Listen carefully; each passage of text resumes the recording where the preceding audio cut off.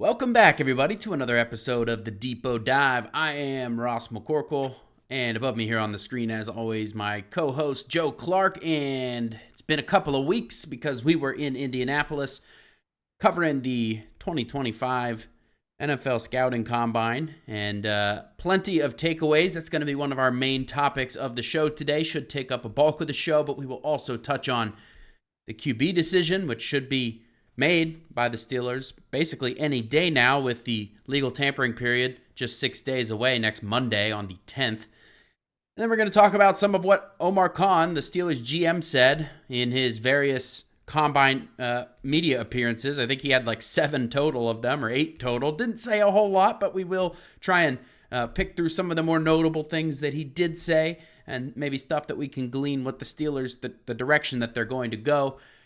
Before we dive in, Joe, what was your favorite part of the Combine week, other than the St. Elmo's shrimp cocktail? I just think that kind of the camaraderie of it. It was a good time hanging out with you and Jonathan. It was a lot of fun. I mean, it was a lot of work, but we got through it. We had a good time while we did it. So I think that was definitely a high point of the week. Yes, agreed. It's always a good time. And Jonathan Heitritter, I'm sure we'll probably do a roundtable on the main podcast with Dave and Alex at some point on the Terrible podcast. Probably, you're out of town the end of this week, so I would imagine sometime next week is when that will probably take place. So definitely be sure to check that out. We'll talk about kind of a more extensive talk about the Combine than what we will do today, but I'm sure some of them topics will be overlap with what we discuss. Joe, I'll let you take your pick here and just where we want to start with the Combine takeaways. Yeah, I think kind of the first place to start is where the Steelers might go with their first round pick, which is the defensive line. Steelers predictably had a lot of interest in defensive linemen. That formals with Alfred Collins and Vernon Broughton and Derek Harmon and a few other guys there. Informals with a handful more, and I think given how some of those guys tested, some of Omar Khan's comments about the defensive line, what Art Rooney said earlier this offseason about the defensive line. I think it wouldn't be a surprise if Pittsburgh either double dipped on the defensive line or their first round pick came for the defensive line. Um, the only holdup, I think, to their first round pick coming to the D line is I wouldn't be surprised if they had, a decent amount of interest in some of these free agent defensive linemen like Milton Williams or bringing back Javon Hargrave. But even then, they could still sign one of them and take a guy in the first round. So can't completely rule out that possibility. But I mean, I put out a mock draft yesterday. On the back of my head, I kind of had the Steelers making a splashier free agent signing. So I went with receiver in the first round. But I think defensive line is a very strong possibility. And I mean, it was hard not to come away impressed with Derek Harmon after talking to him and watching him work out. I think that would be a guy that could certainly be pegged to the Steelers, and I think Steelers fans would be very happy if that was the case as well.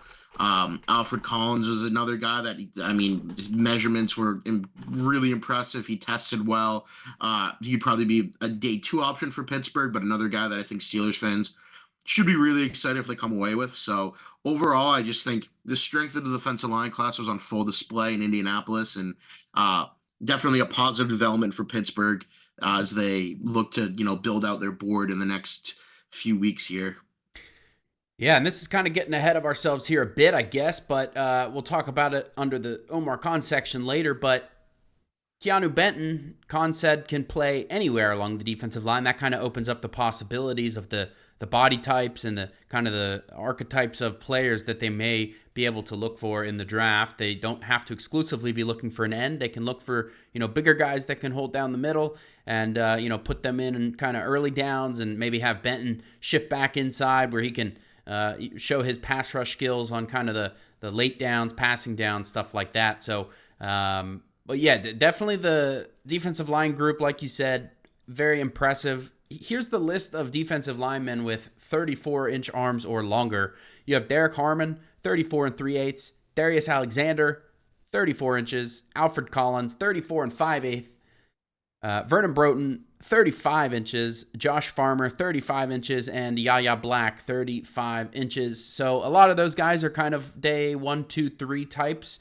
But maybe a couple, really just Yaya Black is an interesting name that I was kind of talking about back in Mobile at the Senior Bowl.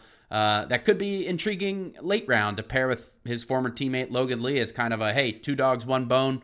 One of you former Iowa guys is going to have to win that kind of development job on the back end there. So, yeah, lots of interesting things with the defensive line. Absolutely. I think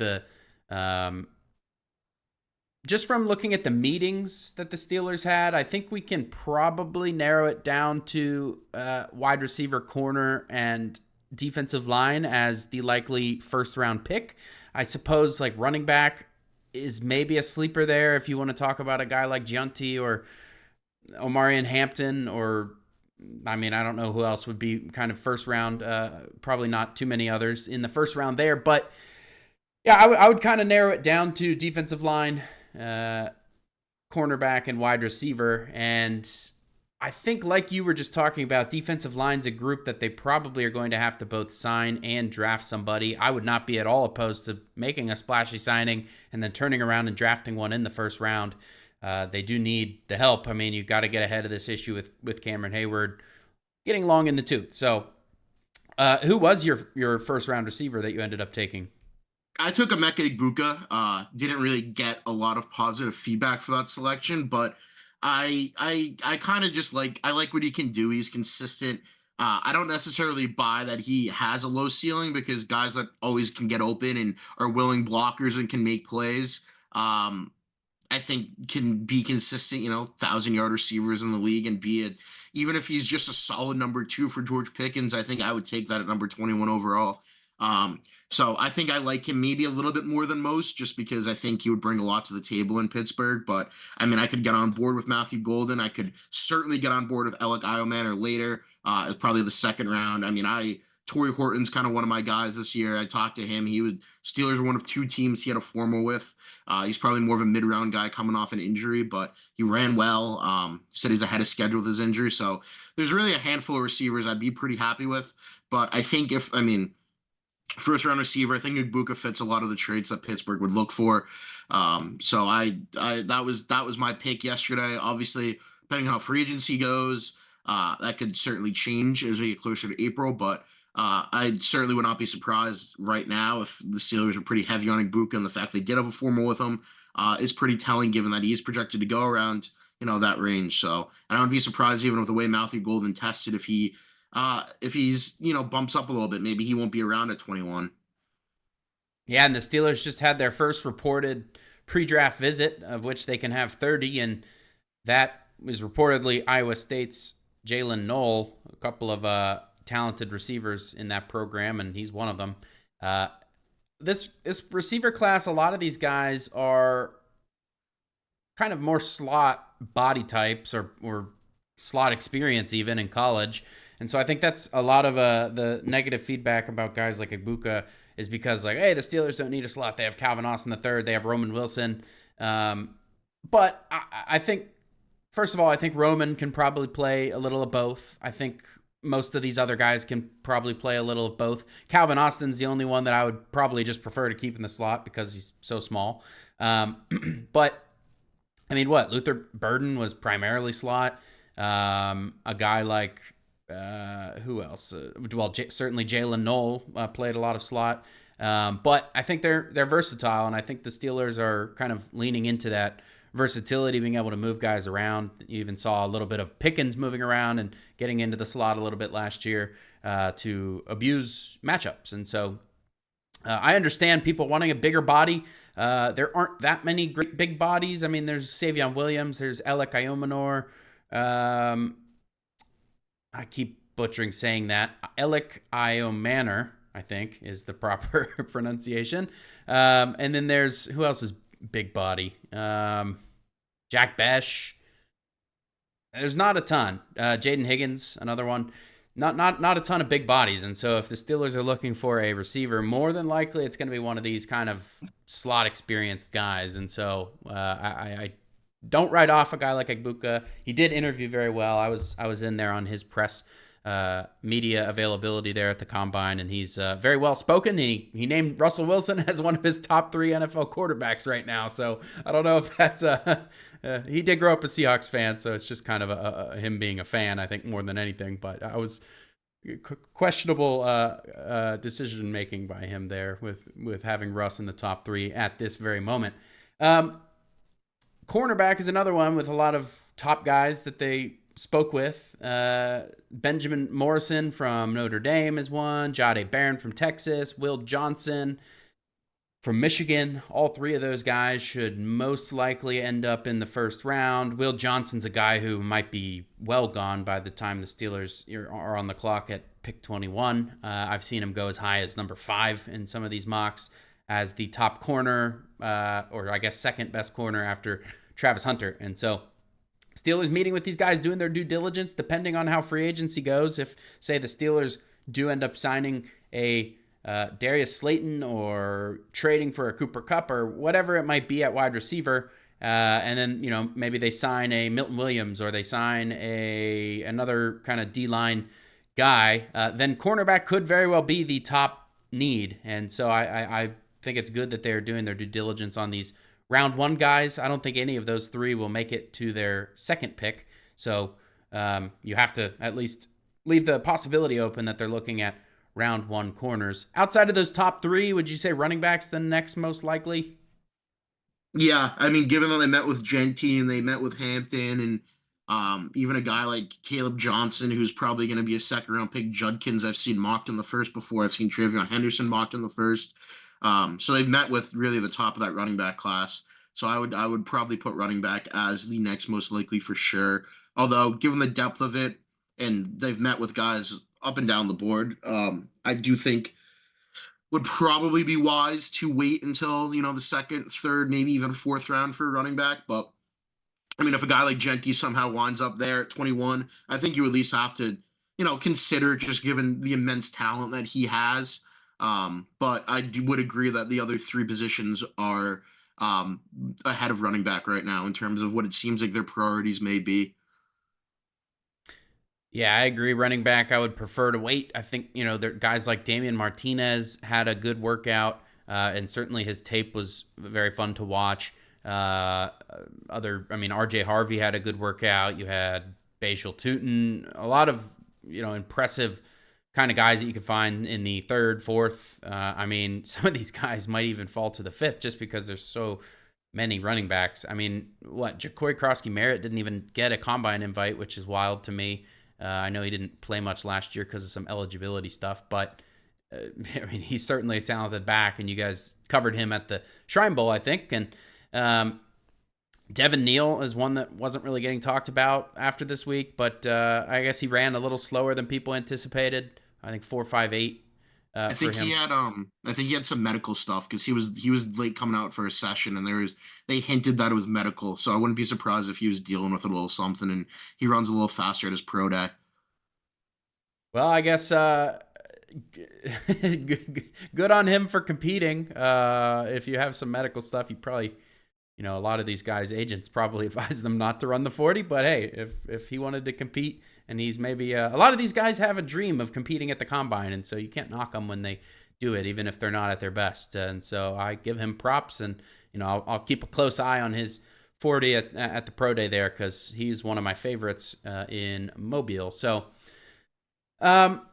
so that we talked about some of their interest in these positions, but maybe now their lack of interest in some other positions. I thought safety was kind of an underrated need of theirs. They did meet with a couple, Jalen Reed and Xavier Watts formally, a couple others informally, but not a ton of interest that we could find at the safety position. I would say offensive line is one that, there was even a report from, who was that report from, Joe? The what one? Offensive and defensive line was kind of like there's Tony Pauline. Oh yes, Sportskeeda's Tony Pauline saying that offense and defensive line could be the Steelers' kind of first pick, and based on our conversations with offensive linemen at the combine, I would put that as a probably false. Defensive line certainly, but offensive line, the only formal that we have is one that was reported from Ryan Fowler. And it was with Charles Grant at William & Mary. He's more of a mid-round guy. So a lot of the top guys that we spoke to, some of them, you couldn't get the question in or whatever, but a lot of them hadn't had formals Not even a ton of informals, to be honest with you. So the offensive line seems to be lacking interest. Now, what does that mean for the Steelers in terms of their free agent plans or in terms of what they think of their line right now? I mean, I wouldn't think most people are probably sold on the future of this offensive line yet. I don't know how you could be. It's certainly possible that the Steelers are higher on it than everybody else. I mean, they deal with these guys every day. Um, but I think, Broderick Jones is going to move back to the left side. Uh, there's no indication that he's the long-term answer as of right now. He's been up and down, hot and cold, pretty much both of his first 2 years. Troy Fautanu, they were certainly high on him last year, but he got injured. You can't really make any conclusions about him. Mason McCormick, sure, he maybe showed out better than you thought he would in his rookie season, but he's far from good. He had flashes, but he wasn't consistently good. I think the Steelers are high on him, but do you think the Steelers? I guess what I'm trying to get at. Do you think the Steelers are going to make a signing for, say, like a backup tackle? I looked at the market, and there's not a ton of names out there, but I feel like they kind of have to make a signing somewhere along the offensive line. Yeah, I could definitely. I mean, I could see Calvin Anderson coming back and the Steelers signing somebody to compete with him. Like, it's not going to be anything super exciting, but they really do need a swing tackle right now. Even depending on what happens with Nate Herbig, they don't have a backup center outside of Ryan McCollum, who honestly he could probably function in that role. He started last year for a game and was pretty decent.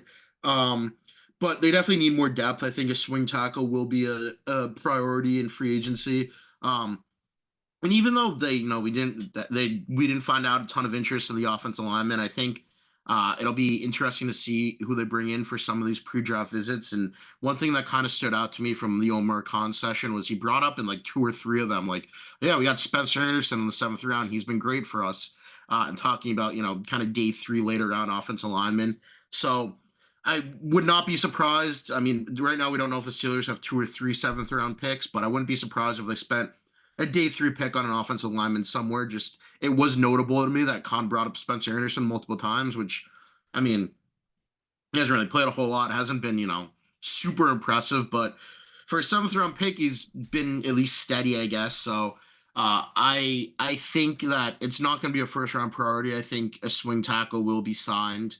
I don't think we're going to draft. I mean, I guess outside of Charles Grant, maybe in the mid rounds, I don't really see an offensive lineman being picked in the first two or the first, day 1 or day 2, the first 3 rounds. But I do think a day 3 pick is probable. But yeah, it was definitely notable kind of after that report. We were like, oh, maybe they met with some of these top guys. Maybe they're going to, draft a 1st round guard or something like that. And then there was absolutely nothing. It was dead. Every guy was like, have you met, and nobody had met with the Steelers. So, definitely interesting to note, and will be interesting to see how much they prioritize the offensive line with their pre-draft visitors. And quarterback, I think the quarterbacks are kind of the position groups the most tight-lipped when it comes to talking about their visits. Like Will Howard wasn't really, giving much information there. Tyler Shuck outright said, he was declining to talk about specific teams in his meetings with them.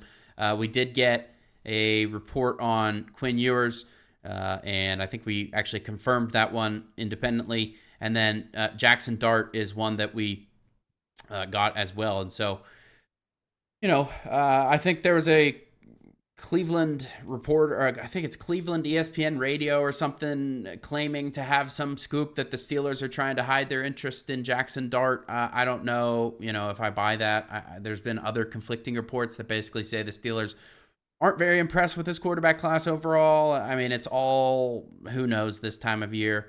Personally, I kind of hope that they don't go down that route unless they really do like somebody like a Howard or a Dart, and they happen to make it to like round 3, or I mean that might even be rich. Like round 4 is kind of the earliest I would personally want them to dip their toes in the quarterback waters.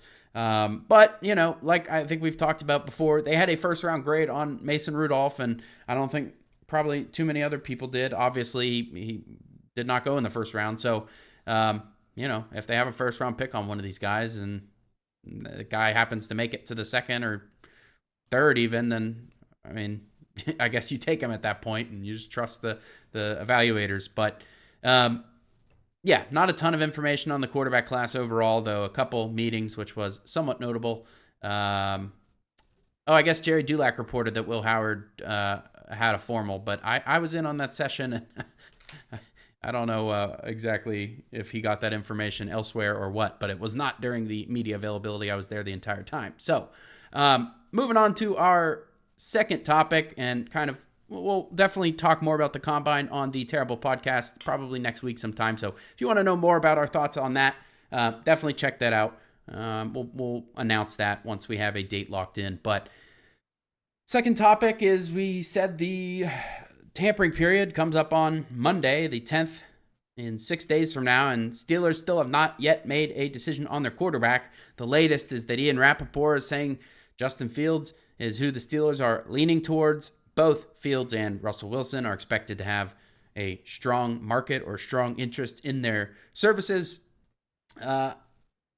Joe, if you had to take a guess when this is going to conclude, is this going to be a 11:59 p.m. on Sunday evening kind of thing, which is, I think, roughly when Russell Wilson happened last year? Or is this, when do you think this is going to happen? And are you still leaning Fields? What's your sense right now? Yeah, I have a fear that this is going to drag into the start of the legal tampering period. I think ultimately the Steelers will get something done with Fields, but the fact that it hasn't happened they still have the rest of this week, but it's a two-way street here. And I mean, Jeremy Fowler reported on Sunday that Fields and Wilson too are both going to have outside interest. And I think these guys kind of want to see what their value will be on the open market, see what other teams kind of would be willing to pay them, and see if they can drive up their price from Pittsburgh. I think for Fields, it makes more sense for him to stay in Pittsburgh, and I would think that he realizes that as well. As we've talked about before, continuity is not something he's really had all that often in his career, and he'll get some continuity if he comes back to Pittsburgh. So I just think maybe if he can get an extra $5, $7, $8 million to do so, then he owes it to himself to see, if he can make that happen. So right now I'm in the camp of this will probably happen at some point on Monday. Monday afternoon, I bet we'll get the news at like 1 o'clock or something like that. Kind of right after free agency opens, and not free agency, but the legal tampering period opens. What I think last year, like all the news started coming out right around noon. So I think 1 o'clock on Monday would be when we find out whether it's Fields, whether it's Wilson, whether they're going elsewhere, and it's going to be somebody else. Which I don't love. I would like to have something done this week, and I know Omar Khan said that in an ideal world they get it done before the new league year. And he also said that who they sent at receiver is going to impact who they sent at quarterback, so it's going to delay the process for everything else. But I think both of them kind of will see what they can get on the open market and figure out how much they can get out of the Steelers, because the Steelers are desperate, and desperate teams are going to make decisions that maybe pay a guy few extra million that they wouldn't have, if they got a deal done this week. So, you don't sign one of those two, you're looking at a very ugly quarterback market right now. I guess outside of Sam Darnold, who I think will get a lot of more money somewhere else. You don't want to enter the season with Daniel Jones as your starting quarterback. Yeah, and that's what it would likely be. I think I don't really see too many other options out there. Gardner Minshew, I guess, is your next best after that. But Albert Breer said on SI.com that Fields could get a Darnold type of deal.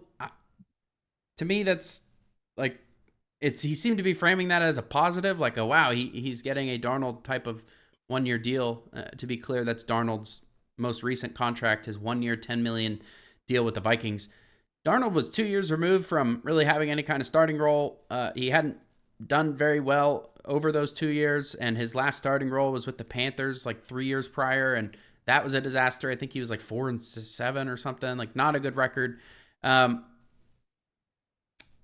would be shocked if Fields signs for $10 million. I would assume it comes in higher than that. I think Gardner Minshew is at 12.5 this year, and then I think the next one above him is all the way up to Geno Smith at $25 million per season average. And so, I don't think I don't think Fields is going to get Geno Smith money, though it is important to note Geno Smith signed this deal a couple of years ago. The cap has gone up like astronomically since then. And, these contracts are typically tied to more of a percentage of the team's salary cap than that's why it's constantly, rising. The market's always going up.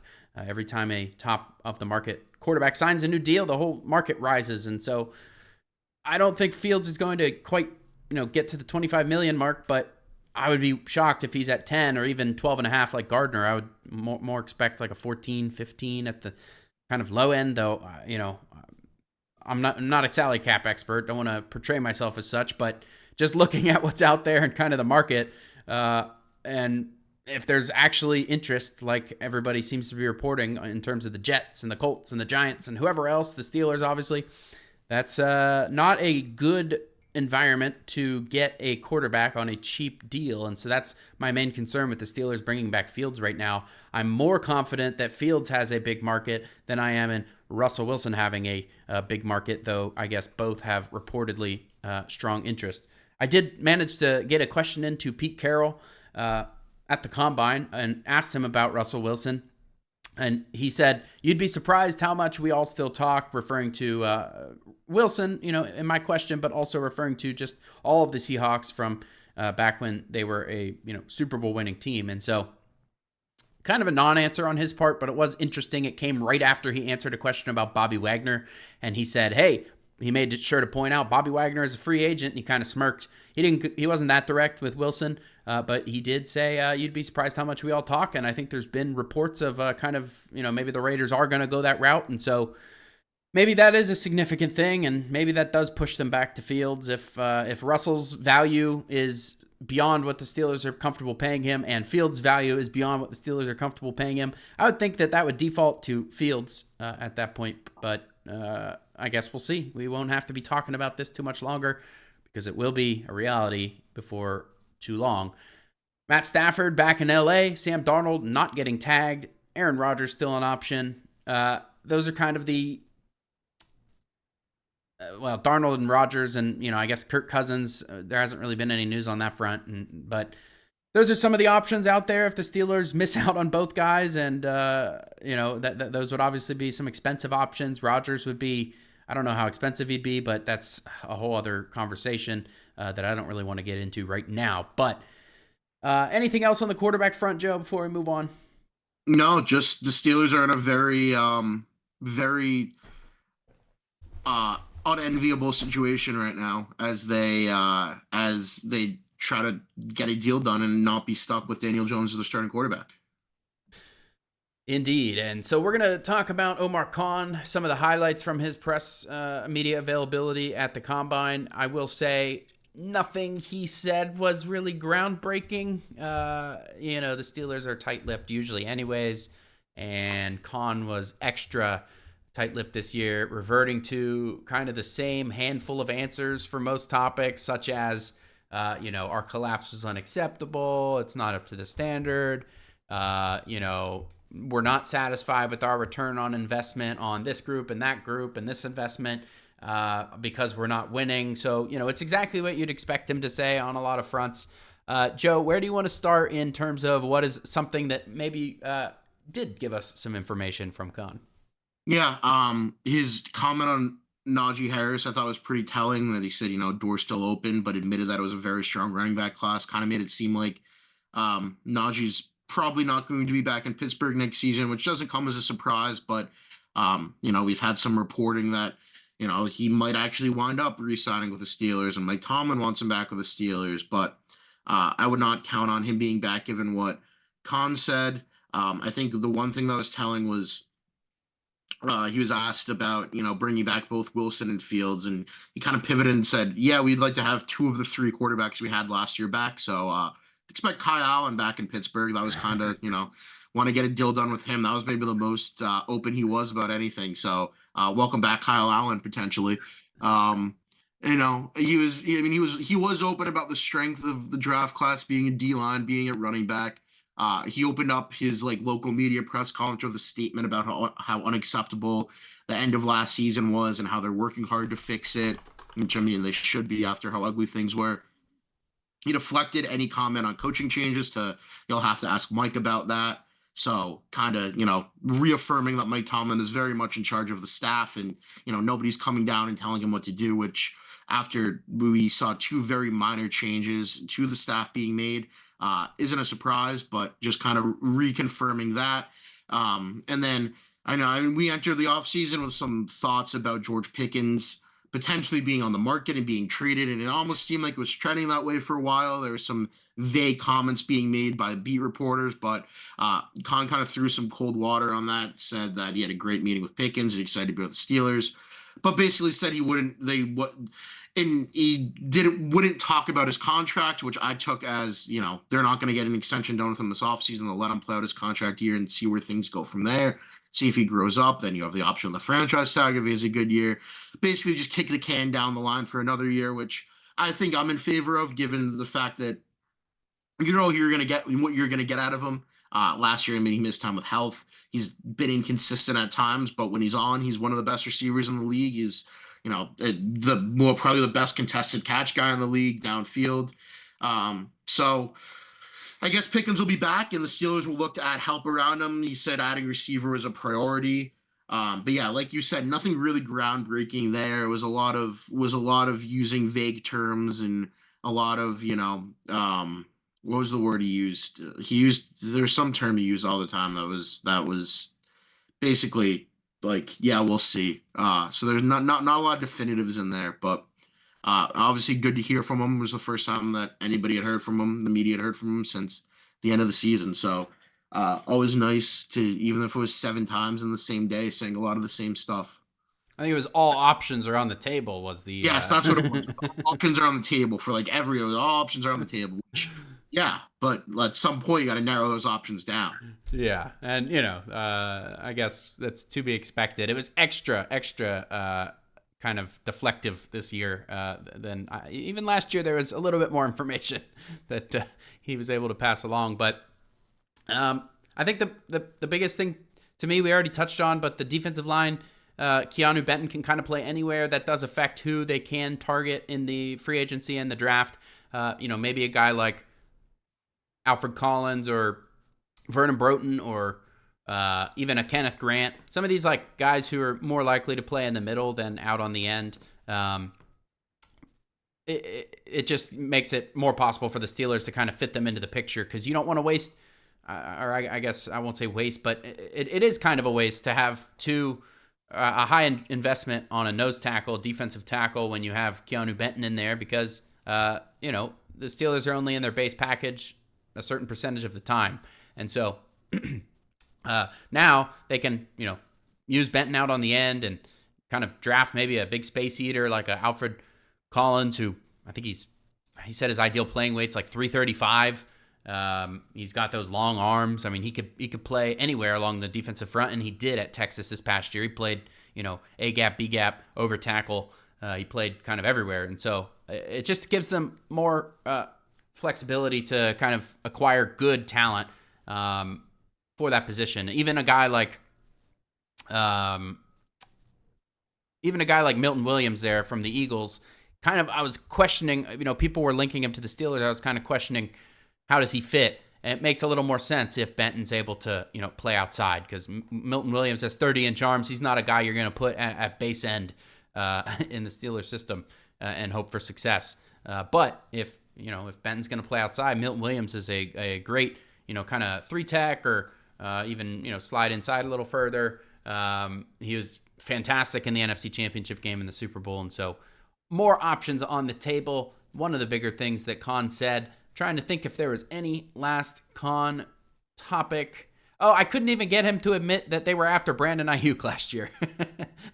I tried to ask what were the lessons you guys learned from, you went kind of put all your chips in the Brandon Ayuk basket, and once he ended up signing back with the 49ers, there weren't very many receiver options on the free agency market or the trade market, and he pretty much just said, I don't agree with the first part of that, basically insinuating we weren't linked to Brandon Ayuk, which is, I think, absurd. Pretty much every local and national reporter had very strong, incredible reports on that topic. But I guess he just didn't want to fan any flames there or whatever. I think that puts a bow on our episode today. We do have a question, and this comes from 630 area code. I believe that is Chicago. No name here, but thank you for the question, Chicago. Kind of a two-part question. Can you explain why nose tackles like Javon Hargrave or Kenneth Grant aren't as valuable in the Steelers 3-4 as they would be in a 4-3? Can they not be kicked out to end? What are the Steelers looking for in their ends versus their nose tackles? Alex Kozora has a very good article, what the Steelers look for at defensive end, and it kind of breaks down the arm length and the height, the weight, some of the athleticism, like the 3-cone and their 40 time and all of that. With a defensive end, you're looking for longer guys that can kind of hold up to tackles. Some of these tackles have 34-inch arms and have plenty of length, and defensive ends are going to need to beat that if you're lined up over tackle.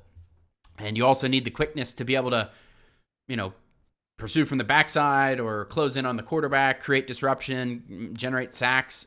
So you typically, want your taller, longer, more athletic guys at end. And that's why, Javon Hargrave, I think, was probably capable of playing some end in the Steelers system. And Kenneth Grant probably would be capable as well. What was Kenneth Grant's final measurements there? He had 33.5-inch arms. Yeah, so, I think to your point, both of those guys you named probably are fine playing end at times in the 3-4 system. You might not want them out there all the time. But in a 4 front, where they're playing kind of just one gap and they don't have as many responsibilities, you want kind of your smaller 3 techs that can penetrate and rush the passer and kind of create that interior pressure. That's why the Steelers are kind of a 2-gap system, and the defensive linemen are responsible for more, and thus they want them to be a little bigger and kind of be able to, hold up in the center alone as at nose tackle there. So I hope that kind of explained the first part of that question. And Joe, I don't know if you have anything to add there. Yeah, no, I would just add that I think, those nose tackles are probably more important in the Steelers system because, like you said, they're 2-gapping. They have more responsibilities than if they're in a 4 front. They have another guy there. And they also have, in a 4 front, the ends are more responsible. They have more pass rush responsibilities. So, like, if TJ Watt was in a 4 front, he'd be a down end. So, in Pittsburgh, those guys have a lot more responsibilities against the run. Obviously, there's probably a reason why they don't kick a guy like Hargrave out to the edge as they could have. Their play out to the end because he was good as a run plugger up the middle. I mean, you look at a guy like Casey Hampton. Not super flashy, but he was super valuable to the Steelers and a key cog for some really really good defenses because he could plug the middle. He could get a little bit of penetration when he needed to and free things up for the linebackers coming behind him and make plays while he was 2-gapping, which is not easy to do. So I think, the production might not be as high in Pittsburgh as it is elsewhere, but I think the value to the team, given what they have to do and their responsibilities, would make them more valuable than less valuable. Yes. It's been a while since the Steelers have had a big kind of space eater 2-gap true nose tackle. I mean, the position doesn't get used a ton, so it's kind of hard to justify a super high investment. But a guy this year that I have my eyes on is Jamari Caldwell from Oregon. I think he's down to 332. He was at 342 at the combine, or maybe 341, 331. He said he wants to get down to 320, 325. Even at that size, he has tremendous quickness. I think he ran pretty well at the combine. I have him up here. He ran a 5.16, and I think people were impressed with his wave drill. He was really moving well and fluid, kind of his change of direction, and I mean his get off at the combine was impressive. And so, I think the Steelers are likely, if you look at a double dip for the Steelers in the draft, you want to get a guy who's kind of capable of playing more of an end, and then you want to get a guy who's kind of capable more so on the interior. And I mean, for me, Jamari Caldwell is a big option there. I think Vernon Broughton, Alfred Collins, other options that are kind of more interior guys. Kenneth Grant, obviously. I hope that answers your question. I think the second part of your question is kind of similar. It's just, why do certain players work in the Steelers defense that maybe don't work in other people's defenses and vice versa? It all goes back to, the defensive front and kind of being a 3 front, 4 front. Do you have 2 gap, 1 gap? How responsible are your linebackers for making the plays? In a 3 front, those inside linebackers are supposed to be freed up by the defensive line to make, a lot of the plays. Your edge rushers are going to be a little smaller than a 4 front end because, those 4 front ends are a little closer to the line or a little closer to the middle of things and need to be a little bit bigger to hold up. So, there's body types and kind of baseline measurables that teams look for at every position, and that's based on their defensive needs. But these days, teams run, it's not so much just base defense. There's a lot of nickel, a lot of dime, a lot of sub package in general. And so, I think good defensive coordinators can probably figure out a way to make anybody work. That being said, obviously, we've seen like DeMarvin Leal and the struggles of making him fit in the system. So there is some consideration that you have to balance. Okay, how good of a player is this versus how good of a scheme fit is this? And so, I think this is a question that the Steelers evaluators probably ask themselves every day. So there's no magic answer per se. But I hope that answers your question, and thank you for texting us. If you want your question answered, 412-254-3145. That number's at the bottom of the screen if you're watching on YouTube. I think that's everything for today. I am Ross McCorkle. That is Joe Clark, and we will catch you guys next time.